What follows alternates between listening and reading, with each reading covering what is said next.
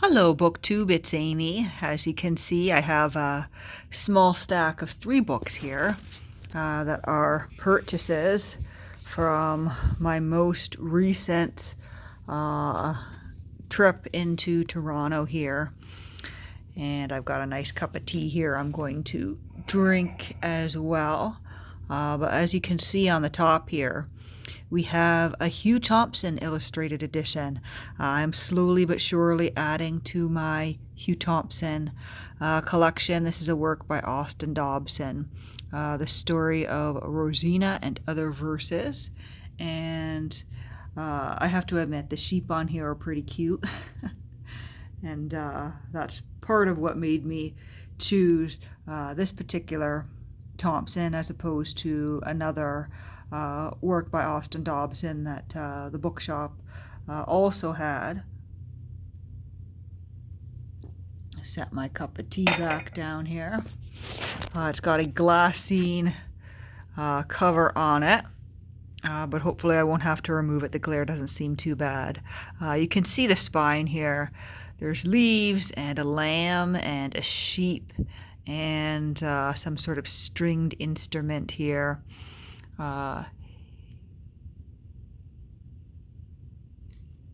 Kegan Paul French Tribune, it looks like it says on that stringed instrument. And one of the things I love about Hugh Thompson illustrated editions is the covers are always illustrated in gold. So we have a shepherdess and maybe her lover perhaps, who is trying to woo her with music. And I swear some of these lambs are dancing, perhaps to whatever he's playing. But we open it up here, and this is the 1895 first edition, not the first edition of the work, the first edition of the Hugh Thompson edition. And we have an illustration here titled Dorothy. A little bit of foxing to the tissue guard, and I'm having a bit of trouble here because my fingernails are freshly trimmed and I don't have a lot of grip with just the one hand. Goodness, this is there we go. No, oh goodness, there we go. There's our title page finally. A couple of children, it looks like, holding this printer's device. The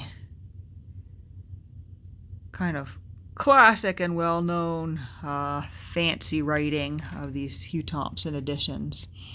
Not just of the Hugh Thompson editions, of a lot of the illustrated editions by this particular publisher here. It says Ballantine Press. There is a dedication here.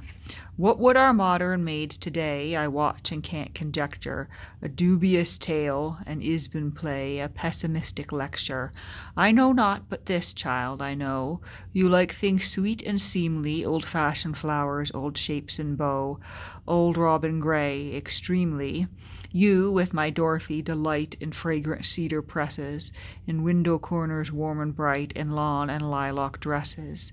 You still can read at any rate Charles Lamb and Evelina. To you, my dear, I dedicate this story of Rosina. That's a nice dedication there. And so we have a 1895 preface. Well, were it not for the recollection of certain inconvenient but salutary epigrams, and more particularly Pope's couplet about the pictures that, for the page atone, I might perhaps be disposed to cheat myself with the belief that the welcome which greeted the ballad of Beau Brocade was not in the main attributable to the designs of an artist whose hand is never so happy as when it works in the half-light of a bygone time. But if I cannot lay any such flattering unction to my amour propre, I may at least reflect with satisfaction that the story of Rosina is equally fortunate in its illustrator. In spite of many obstacles, Mr. Hugh Thompson has again afforded me the invaluable aid of his fertile fancy, and I am therefore fully warranted in hoping that this further volume of reprinted verses may achieve a success equal, if not superior, to that of its predecessor. From Austin Dobson in September of 1895. And there's two children fishing in some sort of large fish bowl. And our chapter titles and illustrations.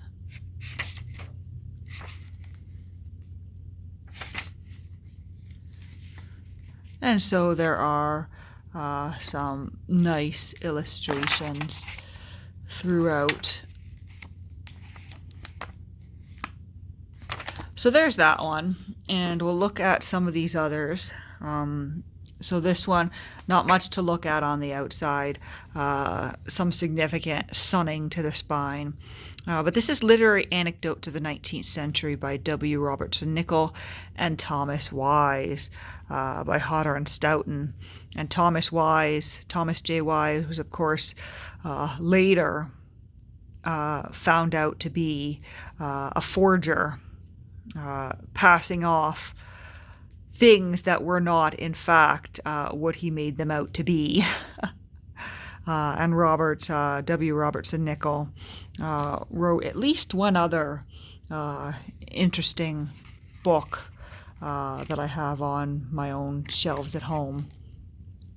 We've got a book plate here from the library of Massey College. And it says, Deep, Volume 1 only. That's evidently a bookseller's note.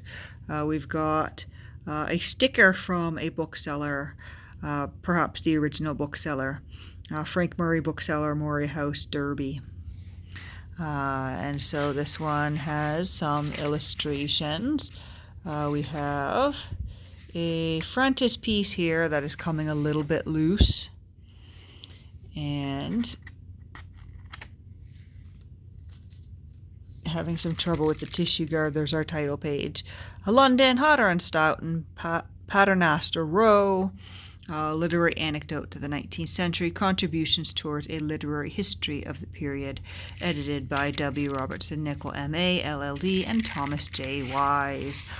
The forger should be included after his name there.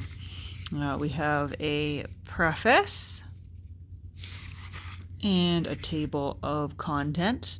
And the first one, The Trial of William Blake for Sedition, caught my eye. We've got some stuff on Tennyson in here, and a few other interesting sounding titles. A bundle of letters from Shelley to Leigh Hunt, and materials for a biography of the writings in prose and verse of Robert Browning.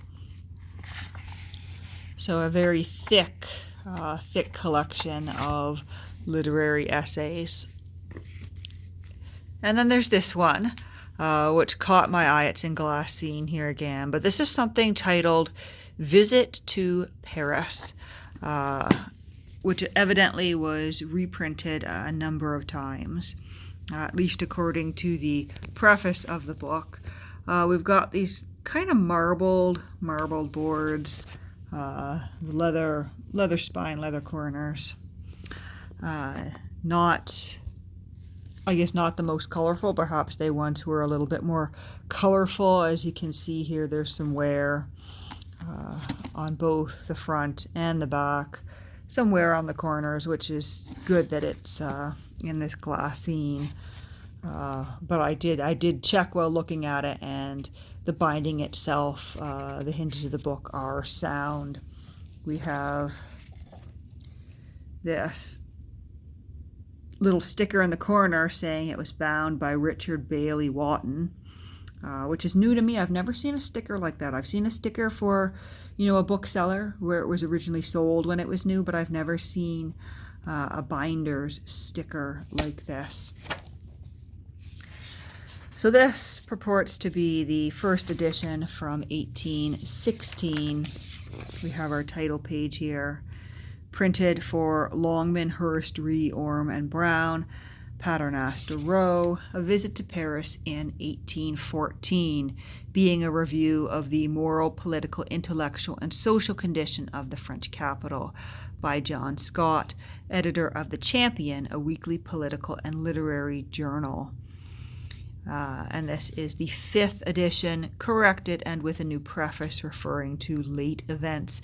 And the late events would be the movements of Napoleon Bonaparte and the Second Reformation and the Bourbons.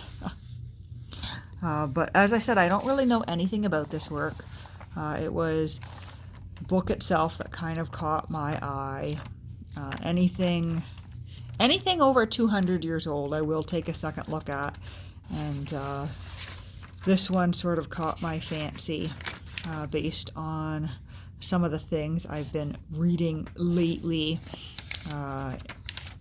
And so I thought, it's in good condition, and for $50, a book from 1816, I feel like I can't go wrong in exploring that one a bit further.